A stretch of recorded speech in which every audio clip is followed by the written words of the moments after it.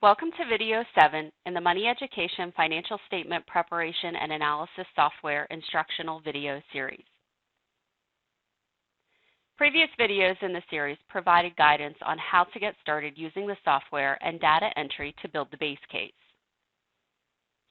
This video will provide an overview of making recommendations, as well as a look at insurance recommendations and making changes against an existing record. Before we begin entering recommendations in the software, we need to think about what we're going to recommend. The three-panel approach analysis we covered in Video 6, Building the Base Case on the Reports tab, can be a helpful place to start. The three-panel approach will guide you through recommending adequate insurance, eliminating debt or expensive debt, and also focus on long-term goals. So it's likely we'll need to increase savings.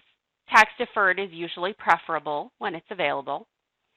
Tax withholding generally should be equal to or close to the tax liability. Most clients will be either over or under withheld, so that's a common recommendation. And ultimately, the income statement should result in $0 of net discretionary cash flow because you have increased or decreased the savings amount to get that to zero. The three-panel approach starts with insurance needs. So let's go to the software and take a look at making insurance recommendations and changes against an existing record. When we first log into the software, the first page we see is the Manage Cases page. We can choose an existing case or we can create a new case. Let's work with the example case that we've been creating in prior videos. Since we made sure that our base case information exactly matched what was in the textbook, we want to preserve that particular case in the software as well. So before we make any recommendations, we will duplicate the case, and that will allow us to then preserve the original and make our recommendations in the new case, also titled with the name Example, but given an extension of the current date. We can change that name to something that is more relevant to us. I'm going to change mine to Example Solutions, since this is where I'm making my recommendations. And we'll click Save Name. Now I can open that file, and I can start making my recommendations, knowing that I still have my original base case available to me if I need it. Since the three-panel approach starts with insurance needs, we're going to start by looking at making insurance recommendations. So we have all of our original entries for the client's current situation. One of the things we may have identified in our analysis is that the clients don't have an umbrella policy, so we need to recommend one. What I'm going to do then is I'm going to use that green plus button to create a new record since we don't have an umbrella policy yet. And I'm going to put in the information for the recommended umbrella policy.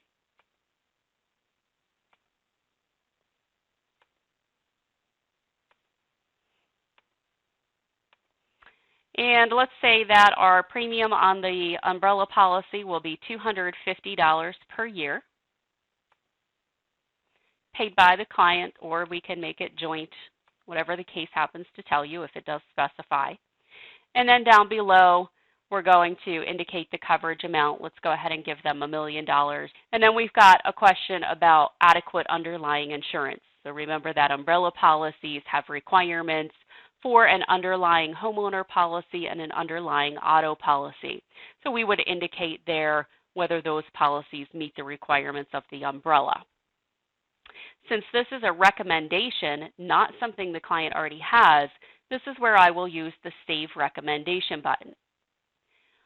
Notice now that the recommendation record is clearly identified on the right side by a star as well as a gold highlight. I can edit that record if I would like to by clicking on it, making the change, and then clicking Save. And it remains highlighted as a recommendation record. Let's also recommend, though, that the clients change one of their existing policies. Remember, their homeowner policy does not have endorsements for coverage C of the HO3 policy. Let's say we want to recommend that they endorse the policy. So we open that existing record. We make the changes, so I'm going to change the description now to with endorsements. Let's say the premium goes up to $1,200 when we make that change, and I elect with endorsements here. I don't want to overwrite the original record. This is a recommendation that we're making to ensure that they have adequate coverage. So I use the Save Recommendation button. Now we can see on the right that we still have the original homeowner policy without endorsements, but the gold highlight and yellow star show us that we have made a recommendation to change that policy. To view the recommendations I've made so far and their impact on the income statement and balance sheet, I can go to the Reports tab, and I can view the income statement for the current year with recommendations. Now you can see that the homeowner policy has been changed and reflects the new premium of $1,200, and they also added the umbrella policy at a premium of $250. And those are highlighted in yellow and do have the R in parentheses, notating that they are recommendations.